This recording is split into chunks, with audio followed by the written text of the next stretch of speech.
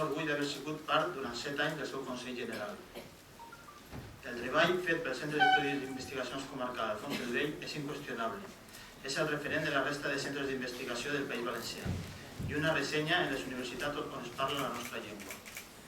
Una producció d'estudis, molts d'ells publicats, i una quantitat d'activitats anuals fetes totes amb cura, estima i passió per la vessant científica que cada conseller destaca. També són un aval sobrat.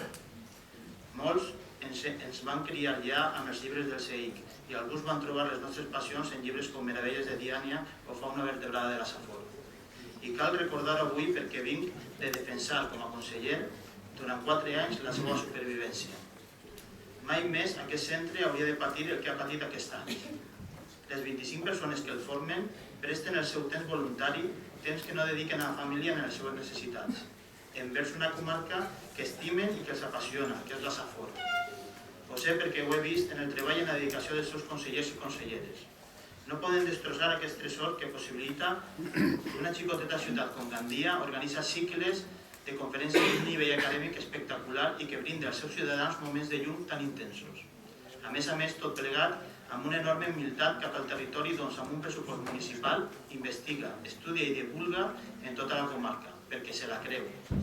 No seríem Safor sense el CEIC Alfons el Vell, però hi ha qui no es creu la comarca i per aquí el nom de la Safor no significa res de res, no entra en els seus plans. Per això avui és un dia que calia explicar això, perquè cap partit que governa aquesta ciutat hauria plantejar-se mai la destrucció d'un espai de coneixement com aquest.